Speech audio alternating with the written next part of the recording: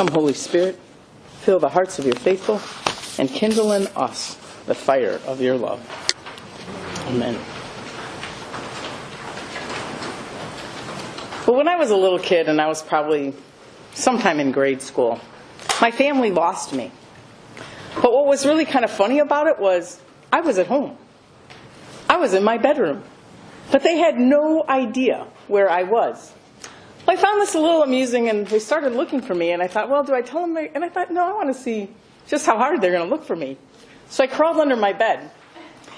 And I'm laying there, and I'm listening to all this commotion, like, well, and my parents would say, well, see if the man will see them. One kid goes out and checks them, and, oh, they haven't seen him. Check next door, and so they're doing all this, trying to find me, while I'm laying under my bed among the dust bunnies, just kind of marveling at the fact that they cared enough to look for me. I mean, isn't that sad? But it's true. I was there just like, wow, they're really looking for me. Later I discovered in family systems, I was in an alcoholic family. It was functional. There were a lot right about our family, but there's different roles that the kids take on.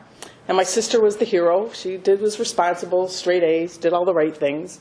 And then I had another sister who was like the family mascot. She just kept everybody laughing and amused and entertained. And then my brother was the troublemaker. He was the little scapegoat that all the family angst got put on him. And then the last kid in an alcoholic family is the lost child. And when I was reading up and studying those systems, I remember that story. I mean, I was lost right in the house. They couldn't see me. And I did. I grew up kind of feeling invisible. And I say this not to feel sorry for myself. It's just what it was. But there was something that day that was so touching to me that even though I might be invisible, like they really did love me. They cared, and they were looking for me. And so as we hear this old familiar story about the prodigal son, I hear this story, and every year I hear it a little differently. And I don't know where you place yourselves in it this year. Sometimes I'm the older, resentful brother. Sometimes I feel like the compassionate God just ready to welcome everybody in. Sometimes I'm the servant just kind of watching all this like, wow, this dude is not very fair, with his stuff between his kids. It's like there's a place for all of us in this story. And that's the amazing thing about Jesus' parables, is he told them and reached so many people. He was talking to believers, but then there were others that weren't believers that could listen in. And maybe because of these stories, be compelled to listen a little more and to start following Jesus too. It's like Jesus cast a wide net. He says, remember, sow generously. And he did. He just flung the seed far and wide and hoped it would hit some good soil and land and take root. And for those of us who are here, it's taken root in our lives, or we wouldn't be here. But I think at any given time, we're in different places and spaces with God. And sometimes we are a little lost. And sometimes we're like right there with God. And things are clicking, And this is Lent. So it's this season where we take time to look at our relationship with God. And so it's a good time to think about this story. It's probably why they throw it out in Lent. Where are you at with God right now? Are you really close? Have you drifted? Biggest force in the world. And this world is such a mess right now. It needs all the love it can get.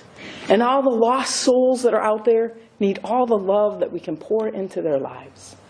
We need to pay attention. We need to be looking for them. It's easy to be here and have fellowship and break bread and be fed. But we're fed here so we can go out and do the work that still needs to be done.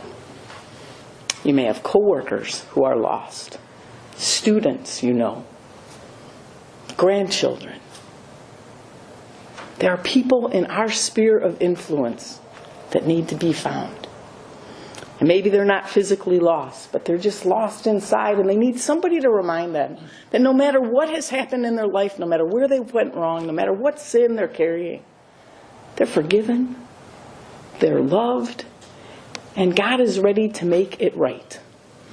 We're reading a book right now in Rector's class. It's called something like How Everything Wrong Can Be Made Right. And I think that's the message we as believers can carry to other people. It doesn't matter if you, like we just go through the Decalogue, in Lent, we go through those 10 commandments. Is there any one that we haven't broken?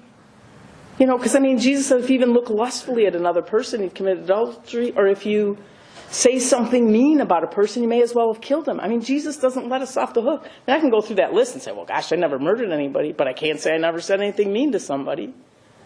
You just go down that list. We're guilty. Guilty as charged, but forgiven, redeemed, and loved. And that is the good news that we have to give to a world that needs it. Who doesn't need a word of hope? And that's what this story is. It's a story of such hope. This kid squandered everything while his dutiful older brother was there serving. And man, I've been that person too. When my sister, who converted to be Jewish and cranked out 3 babies, and I lived through infertility, you think I wasn't the prodigal son's older brother? Oh yeah, I was. But today, I don't really feel lost today, but I feel very conscious of those who are. And I have a heart for them. And as much as a little kid under a bed needed to know my family loved me, I know there are people out there in the world that need to know they are loved. They are so lost. Will you join me? Can we be a search party and look for these lost people? When's the last time any of you have invited somebody to church? This is a pretty friendly place. Easter's coming. Some people look for a place to go for the special holidays. Karen's printed a nice card with all the service times you can pick up on your way out. We have people around us who need this good news so much. And I think it's so readily available to us, we get a little complacent. Just because we're sitting good with God doesn't mean our job is done. It's just beginning. When you know you're redeemed, that's where it starts. Then we need to be compelled to be on the lookout for those who don't know the good news. And it's our job to tell it. So will you join me? Start looking for people that are laying in the dust bunnies. They're out there. May God give us the grace and the will to find them. Amen. Amen.